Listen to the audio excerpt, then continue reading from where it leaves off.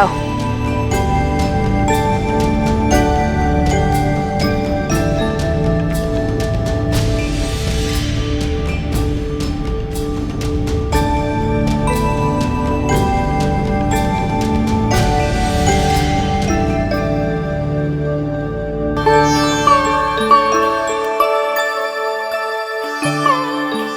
माँ, आप मुझे यहाँ क्यों लेकर आई हैं? वो इसलिए क्योंकि आज मैं तुझे वो कला सिखाऊंगी जो तेरे गृहस्थ जीवन का आधार बनेगी।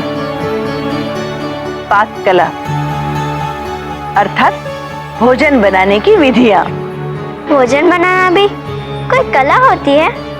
हाँ, जानती है पुत्री, ईश्वर के रची इस सृष्टि में लाखों प्रकार के प्राणी हैं, सूक्ष्म जीवाणु से लेके विशाल पशु तक, किंतु इन सब में मानव ही ऐसा प्राणी है जिसे ईश्वर ने स्वाद अनुभूति की क्षमता दी है। तो इसलिए भोजन हमारे लिए महत्वपूर्ण हो जाता है। पाक कला तो ललित कला है, हर स्त्री को इसमें पारंगत होना चाहिए। वो क्यों माँ? वो इसलिए कि कहते हैं पति के हृदय की राह उसके उदर से होके जाती है। स्वादिष्ट भोजन खाने से तो दुखी मन भी प्रसन्न हो जाता है, और ये सिर्फ घर की स्त्री के हाथ में होता है। वैसे तो संसार में अनेक प्रकार के भोजन बनाए जाते हैं, लेकिन इन सब में सर्वश्रेष्ठ है 56 भोग। ये एक विशिष्ट प्रकार का भोजन होता है जिसमें नाना प्रकार के शाक होते हैं, वनस्पतियां होती है, मिष्टान होते हैं। मानव तो मानव, देवता भी इसे प्रसन्नता से ग्रहण करते हैं। आओ, मैं तुम्हें 56 भोग बनाने की विधियां बताती हूँ।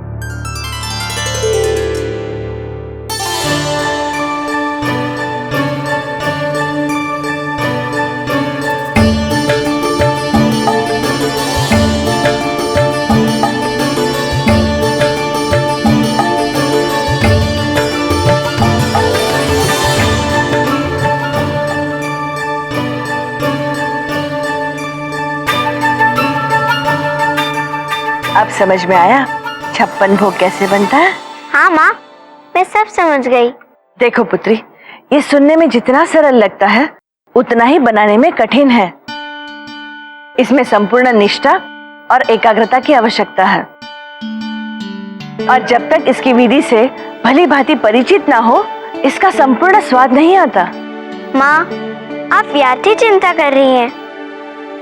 मैंने सब समझ लिया, मैं बना लूंगी।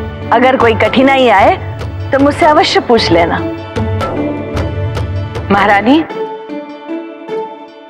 आपको महाराज ने बुलाया है। मैं अभी आई पुत्री, तुम आरंभ करो।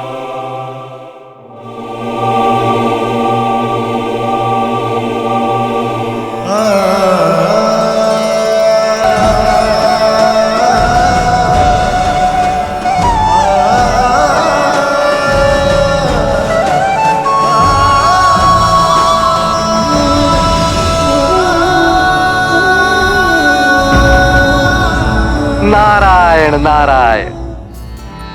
प्रभु की लीला भी अपरंपार है और अति विचित्र भी।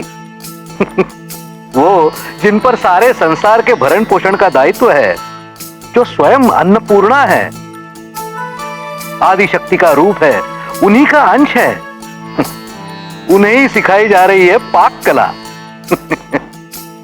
और मनुष्य रूप में होने के कारण उन्हें सीखना भी पड़ रहा है। नारायण नारायण नारायण नारायण।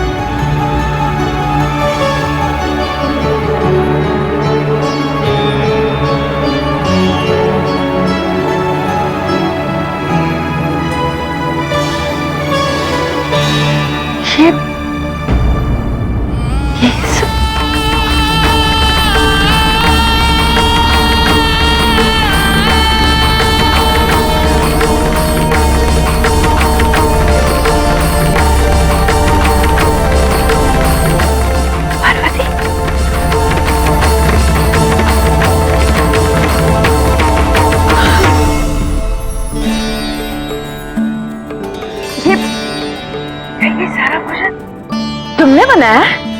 हाँ माँ, बिना किसी की सहायता के? आपने इसकी विधि से इतनी अच्छी तरह अवगत कराया,